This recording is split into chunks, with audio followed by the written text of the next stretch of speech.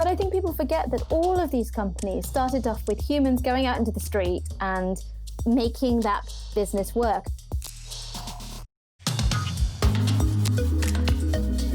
Welcome to Two-Sided, the Marketplace podcast, brought to you by ShareTribe.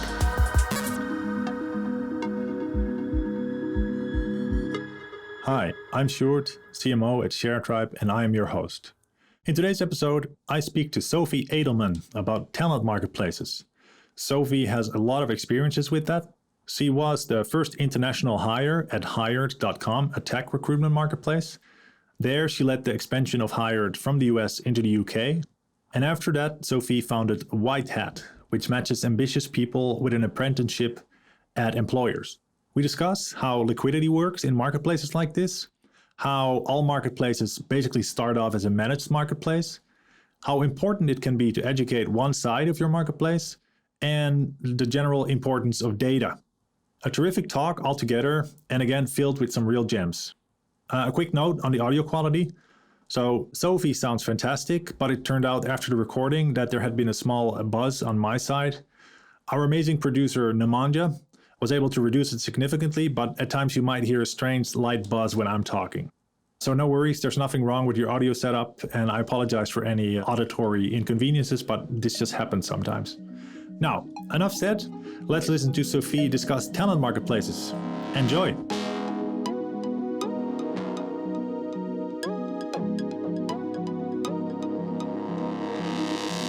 Hi, Sophie. Welcome to the podcast.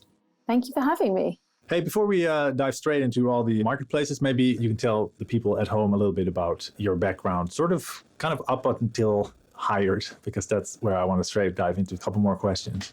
Sure. So I grew up in the UK, British born and bred, and I started my career actually in conference production. I was a conference producer in my first job, which is a very entrepreneurial role. I did that for about a year, and then I went and worked in investment banking at Goldman for about 18 months. I have to be honest, I didn't really love that experience. It was in 2007, 2008, so the financial crisis. It was a terrifying time to be starting your career in lots of different ways. And I don't think it was the kind of opportunity that was the right fit for me and my skill set.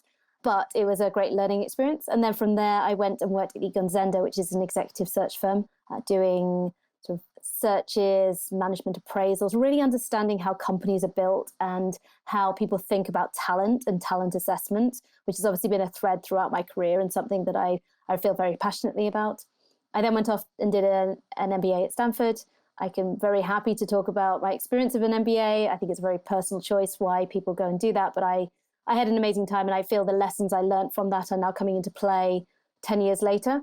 And then before Hired, I actually worked in finance. So I worked in investing for a family office / investment trust. So quite an eclectic career in that regard. Yeah, and now actually with the addition of the MBA, I think somehow I missed that because I was kind of surprised because I was doing some background research on you and then how did you get into Hired? And I was checking and I was thinking, well, that's quite an entrepreneurial position for someone who comes seemingly out of mostly investment banking. It's usually the other way around, that an entrepreneur goes somehow on the capital side rather than. So maybe you could tell us a little bit more, like, how did you get across that opportunity? Well, I think the Hired opportunity came from two fronts. One was, as you said, I was out in California for 2 years. I have a lot of friends who finished their MBA and went and worked at some of the most highly successful startups and scale-ups that we've known over the last decade. So the Ubers, the Lyfts of the world. And I saw them working in these very fast-paced environments and just thought, that sounds amazing. That sounds super cool. They're building companies. And that's what I've always wanted to do. I've wanted to build a company. I've always had that desire to be leading and developing people and building businesses. And when I was at the investment trust that I was part of, I was actually helping build businesses within the business. So I launched a hedge fund seeding business. I was involved in starting new businesses for the fund.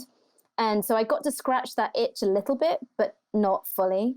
And then the actual opportunity came about because before I went to Stanford, I actually did a summer internship for an organization called Atomico, which is a VC fund right back at the beginning. Before Atomico was a really well-known fund, there was about 5 of us in a room.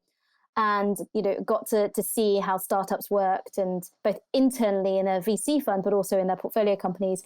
And so when I was thinking about what I wanted to do next, I knew I wanted to build businesses, work in a high growth environment.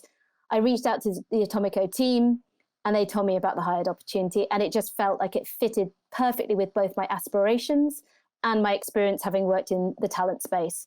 And so I wrote a cover letter. I didn't know anyone at the company. I wrote a cover letter saying, these are the 3 reasons why I understand the problem you're trying to solve. And these are the 3 reasons why I think I'm the person to do it. And I got a call within a couple of hours from the CEO, and the rest is history. Oh, wow. Yeah, that's amazing. So you got that chance, and you were the first international hire. Well, okay, now we know a little bit, possibly some of the market or some of the businesses that you interacted with during the earlier ones had some kind of marketplace component. But I was watching one of your talks at the B2B Rocks in Paris from 2016. Okay, the topic of that talk was slightly about different things, but you said something sort of besides that I would be very interested in, saying like, oh, well, we could have done a lot better on some things. And some of those things you mentioned were like, particularly the things that I'm interested in, into marketplace businesses. Mm-hmm. So how did that start? Like, did you go UK only? Did it go Europe-wide straight? No, so UK only. And I think that's one of the important things with a marketplace business, that you need to be really focused. Building a marketplace is difficult. I think a lot of people think that once you build a marketplace, it just sort of works, drives itself. And that's not the case at all. You have to drive that marketplace and be looking at the supply-demand dynamics very closely all the time. So when I first started at Hired, I actually started as a client executive. So I was running the UK market, but really I was just boots on the ground. I was just hustling. I would be in Ubers all over London. I called it my mobile office. I would get in an Uber, tether my laptop to my phone, be doing my emails and calls in the back of an Uber, going from meeting to meeting, and just hustling to get companies to start using this platform that nobody had ever heard of. So what was exciting to me was, when you look at my background, you can see I've got all these credentials, I've got these brands. So I'd always worked for organizations where you said, I work at Goldman, and it kind of opened the door. When I went to work for Hired, I had to build the brand. I had to build the brand of Hired, but I also had to build the Sophie brand, Sophie Adelman brand. I had to have credibility myself, because people were buying into me as much as they were into the offering. Because at that point, Hired was very early, and the platform was not fully, wasn't fully built, and people didn't really understand how it worked. So a lot of what we were doing was educating people, educating them on why this was a problem for them, how this could solve the problem, how this is a better solution. And that's what I was doing. So to start with, it was very UK focused, in fact, very London focused. And I was primarily focusing on the client side. And I had somebody in my team who was focusing more on the talent side. And we can talk a bit more about those dynamics. Yeah. I just now realized, actually, while you were saying this, that we haven't even properly introduced what is Hired. I know it, you know it. So, because my next questions are going to be indeed all about demand and supply side, but maybe you could, in a couple of sentences, say actually what kind of marketplace, what kind of platform is Hired? Yeah, so Hired is a talent marketplace for technical talent, primarily software engineers, but also data scientists, UX designers, product managers. And it flips the normal recruitment model on its head. So normally when you're applying for a job, you apply for individual roles, and the company will then decide whether or not to interview you. With Hired, you actually go through a kind of vetting curation process up front. You apply to the platform, then they curate the top 5 to 10% of talent, and then companies go on and make interview requests to the candidate. So it puts the candidate back in the driving seat. It gives them the choice about which organizations they want to interview for. Now that works because developers and designers and data scientists are kind of they are in low supply, the best people are in demand. And so companies would make interview requests to them. And it facilitates the engagement between those people who are looking for a new opportunity and those companies that are looking to hire top talent. Yeah. And so you mentioned that you went around all over London. So you were trying to get, in this case, the demand side in, because for the purpose of this discussion, we would say that supply side is all of the workforce, or whether that is the candidates. And on the demand side, in this case, it's the company. So you went first to the demand side. Was the supply side already fixed? Because my experience with recruiting, especially developers, that is actually where there's a constraint of some kind. But in your case, that was different. That is really important. So this is a really important point as people are thinking about building marketplaces. You need to really quickly understand whether you are supply constrained or demand constrained. And with Hired, what we found because of the US market is once you turned on marketing actually finding good candidates was not difficult. Candidates really appreciated the value proposition, which was they don't have to apply to lots of different roles. They get to be in control. They got this talent advocate who was almost their careers coach who was supporting them through the process. They felt it was an opportunity for them to really showcase what they were good at, but also allowed them to define what they wanted to do rather than being peppered the whole time by recruiters telling them, hey, I've got a Python job, when actually they want to go into, Ruby development. So it was an opportunity for the candidates to get back into control. So once we started turning marketing on, supply just came, and we didn't have a problem finding supply in general. And I'm talking in general because I will later on talk a bit more about the nuances of supply demand and sort of the nuances of different liquidities within marketplaces. But as a general rule, we were supply rich and demand constrained. So actually getting companies who were going to pay the fee to recruit candidates was the constraint in our world. Yeah. And did you know this already when you took the job, or was this something that you sort of learned while sitting in an Uber? Yes, I had the advantage that the business had about 45 people, had been going for about 18 months, 2 years by the time I joined, and it was operating in 2 markets by that point, so New York and San Francisco. So they had seen that experience of turning supply on through marketing and then focusing on the demand side. However, you didn't know whether or not that was going to be exactly the same in the UK market. So the key thing for us was let's go and get companies to buy into the idea, get that demand in place, switch on supply, and hope that the supply would come. And luckily it did. Yeah. And when you say like marketing to get the supply on board, what kind of channels did you do to get the candidates on board? So there was a lot of sort of performance marketing, lots of marketing on Facebook and LinkedIn.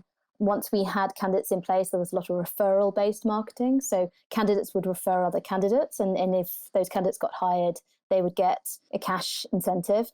We had large email databases, so we had ways to segment those candidate pools and actually email them once we knew that candidates had maybe taken a new job, and 2 years out, we could actually email them again and say, hey, are you thinking about your next opportunity? So there were lots of ways for us to continue to nurture that candidate pool once we'd built it. But initially, it was all through marketing. Yeah. You mentioned earlier that you would like to go in a little bit about the different kind of liquidities within the marketplace. I would love that as well, because this is the kind of deep dive that we're in for here. So how do you see this? So when you think about supply and demand constraints in marketplaces, once you've defined that your business is maybe demand constrained or supply constrained, you know where to focus most of your energy. But normally in a marketplace, you don't just have one product, right? So, when eBay started, they had those like little furry animal things, and that's all they sold. And so it was like these furry things and people who want to buy these furry things. I can't remember what they're called, like Beanie Babies, that's what they're called. And then they expanded, right? So they went from Beanie Babies to some other kind of collectible item. Yeah, so would you say that like it's often talked about, you have like geologically constrained, you have the site constraint, and this is like the category constraints. Yeah. Right. So the way I would think about it is, so you have products and geos, right? So, and when you're thinking about the products and the geos, each one of those squares within that matrix is actually its own little marketplace. So you can think about supply and demand between candidates and opportunities and in different geos. Actually, it's 3-sided in many ways that regard. But each one will have a liquidity ratio between supply and demand. So you need to think about that when you're building it out. And sometimes that will mean making decisions about not moving into new geos because that will create more complexity. Sometimes that will mean cutting the number of products that you offer. In our case, we offered software engineers, data scientists, and designers, and product managers. We found that software engineers had high liquidity, whereas UX designers didn't. But actually, when you broke it down by different geos, you might find that Central London had high liquidity, but East London did not. And so you just need to be really sensitive to these things and think about the constraints that will affect your product being delivered to the market. And in our case, when you think about talent marketplaces, you have the issue that people only travel a certain distance to a job. So you need to be very conscious of what those constraints are within your marketplace. Yeah. And so what you're trying to say, for example, coming quickly back to the beginning of what you just said, when you talk about these squares, so you have geo on one side and product on the other side, and you have those liquidity ratio within those particular squares is, for example, UX designers in Hempstead or something like that.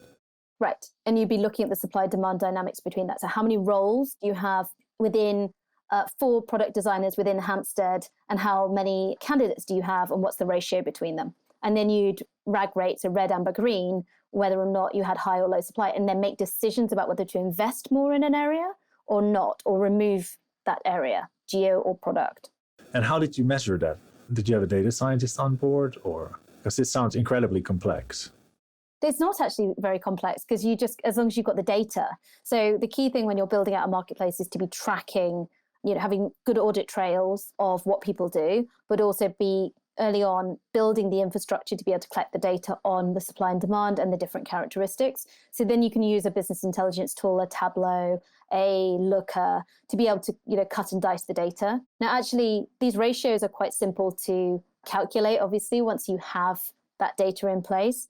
But I think this is one of the things that people need to get more and more comfortable with, and we were very comfortable with at WhiteHat, is everyone in the team had the ability to cut and dice the data using Looker.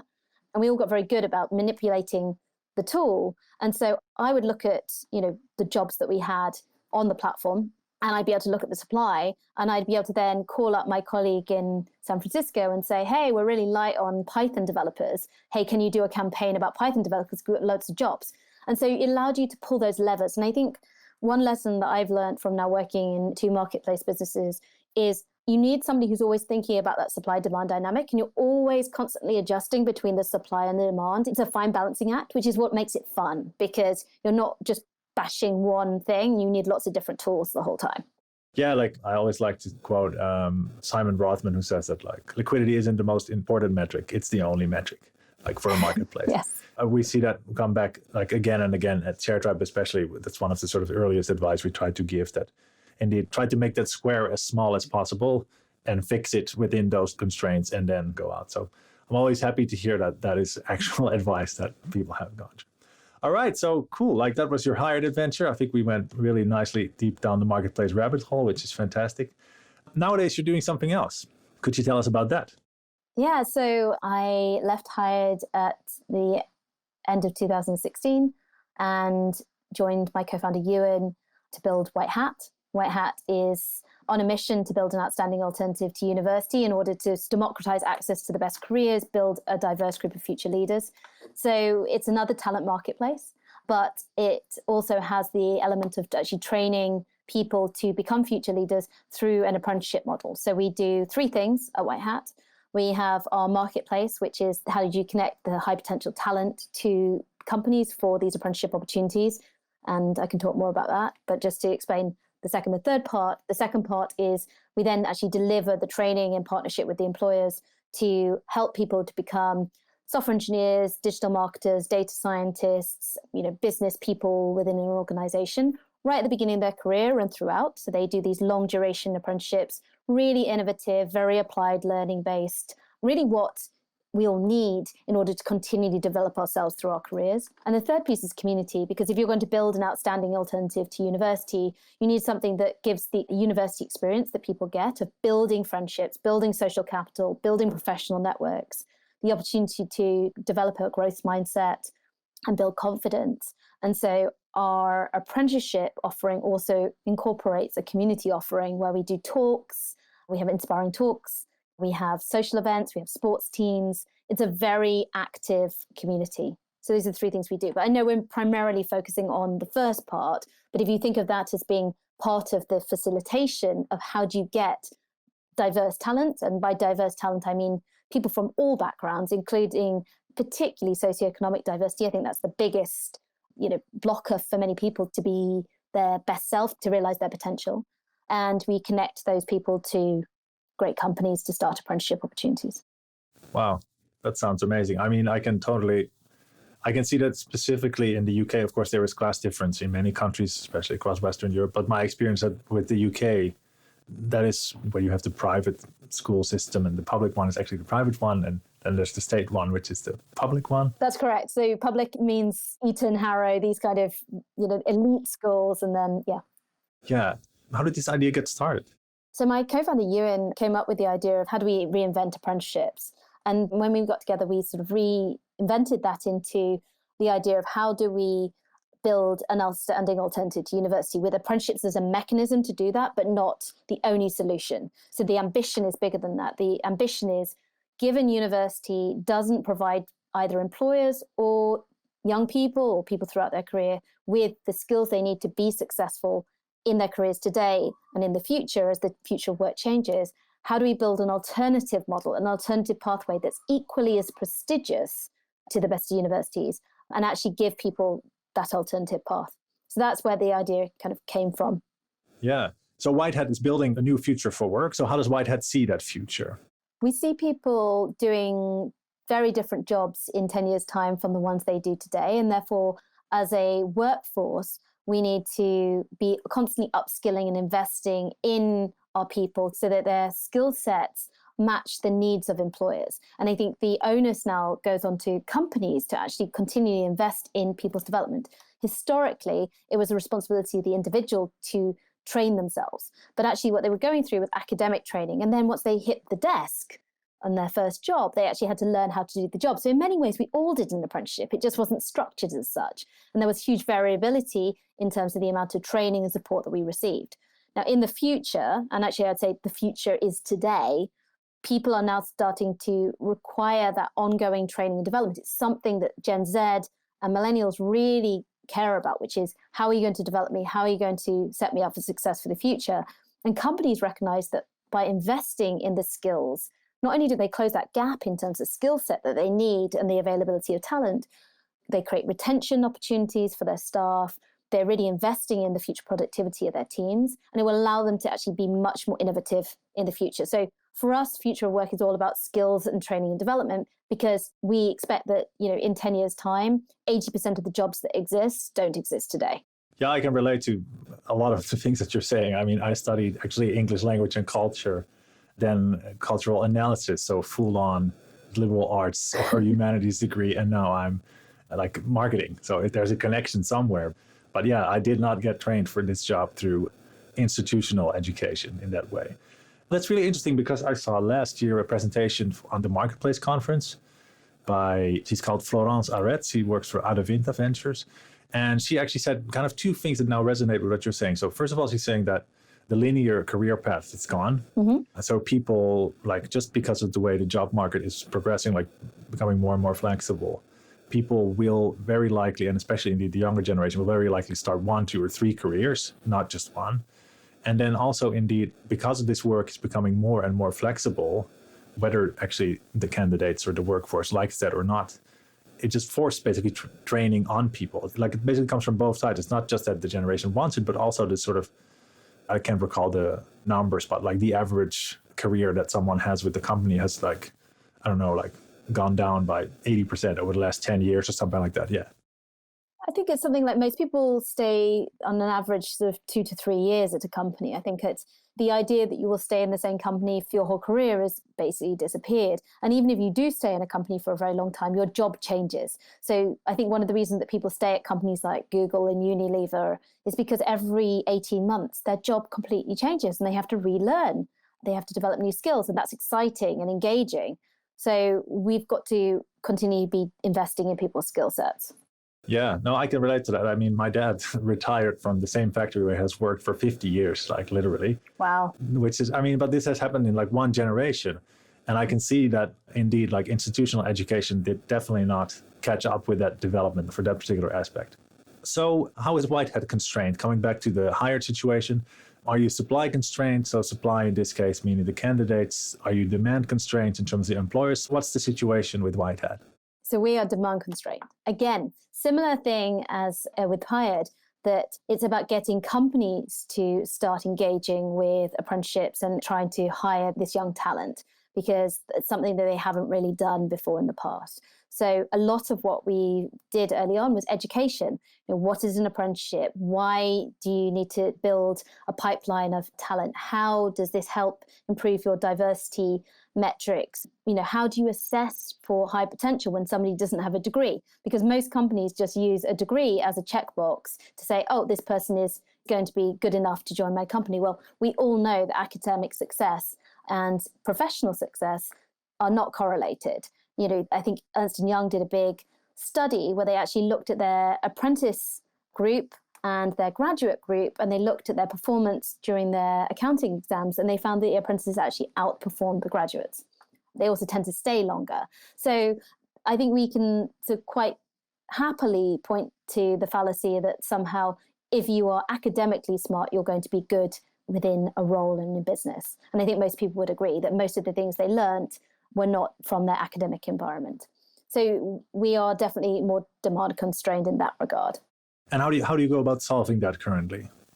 As I said, it's a lot of education. So we have a large and growing sales team.